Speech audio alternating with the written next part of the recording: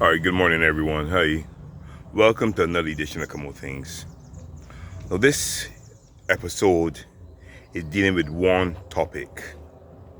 I'm dealing with Nigel Pinder.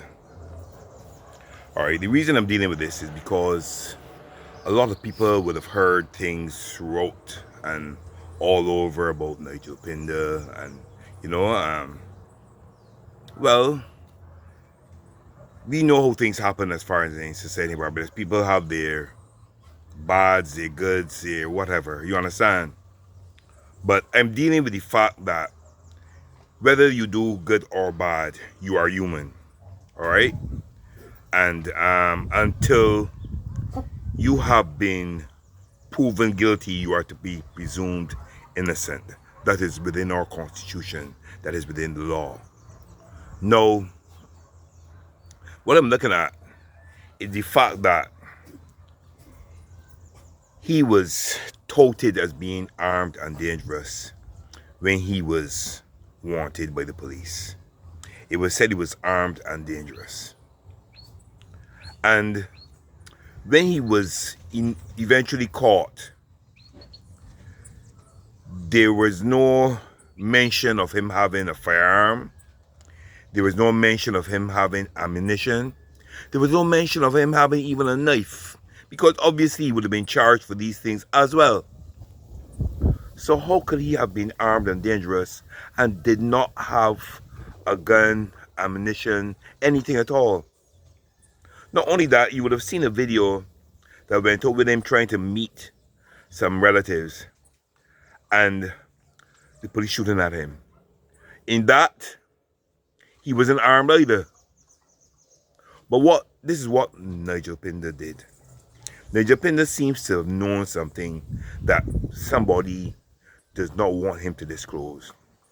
Because what he's done, he has given certain people certain information to disclose if anything happens to him. If he had been killed before being caught by the police, they were supposed to disclose that information. And if in prison anything happens to him, they are to disclose that information. No, I'm not asking you, I'm telling you. Okay? I'm not asking, I am telling. If I tell you something and I tell you beyond a reasonable doubt, it's because it's factual and I know. Now what's happened is this. Well, since Nigel Pinder has been in the prison, he's on remand. Remember, he's not a convicted prisoner, he's on remand. So the prison regulations state that a remanded prisoner is allowed to wear his own clothing and allowed to have his relatives bring his own food. It helps because it helps with the expense of the prison. They don't have to feed him, because I think it takes approximately $80-something a day to feed a prisoner per day. And that's what the tabulations were.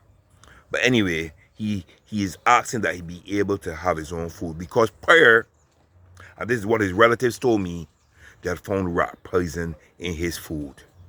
Right now there is an ongoing situation in prison where guys have found worms, and one person has said that there was rat poison in their food and they had ingested some and they had to be taken to the hospital. Now what I'm speaking about here is the fact that Nigel Pinder has not eaten since he's been in prison. He has not eaten any food from the prison. As it is, he is weak, okay, of having fainting spells because he has not eaten anything from the prison. His attorneys have written the superintendent of prisons, Mr. DiCarlo Payne, asking that he be allowed to have his meals brought from home. He just lives around the corner. His family can prepare meals and bring for him twice a day whenever it's necessary. But they have dragged their feet on this. It appears that they have a predisposed, oh Lord, they have something already that they have in mind as to how he's to be treated. And they are not giving in. I mean, they're dragging their feet, and it looks as if they would rather this man die.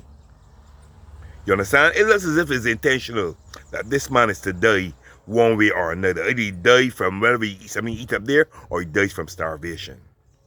He's a human being. He's entitled to his day in court. He's entitled to be treated as a human. And what these people are doing is not right. This is 3 weeks he has not eaten any food. A doctor had to be brought in when he fell. Okay, he took ill in the cell.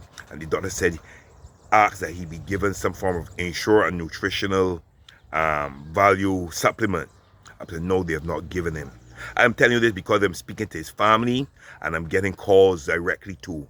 Okay? And I'm getting direct calls from his family telling me what is transpiring. Alright? And this is not good at all. So unless somebody, I don't know, goes up with the prisoner, protest out in the road and bring the media or something, it looks as if this man, they're going to try some way, whatever way possible, to ensure that Nigel Pinder does not see the light of day again. Alright? It looks that way. I don't know what it is he knows or whom he has offended, but whatever it is, I've never seen things come together in such a way to ensure somebody's demise. I've never seen it like this before. Anyway, this is what I wanted to speak about this morning. Alright? The fact that Nigel Pinder has not eaten in 3 weeks' time. Even get canteen is a problem up there. They don't give it out that regularly. You understand? To be able to buy his own things. And even with that, sometimes you got to be careful because things can be injected into things. You know, understand? But just letting the authorities know that if anything happens to him, there's information out there. It's been given to 3 people. Alright? And they're going to disclose it. So if you all got something planned, I would please ensure this man's safety. And you, the superintendent of prisons, the people have written to you, the attorney has written to you. I spoke to the attorney herself. She's written to you. Do give this man his rights. Or you too will be sued. Okay? That is me. That's me for the time being. It's bothering me. That's the truth. Because I don't like to see people being taken advantage of. I don't like to see unfair things. Alright?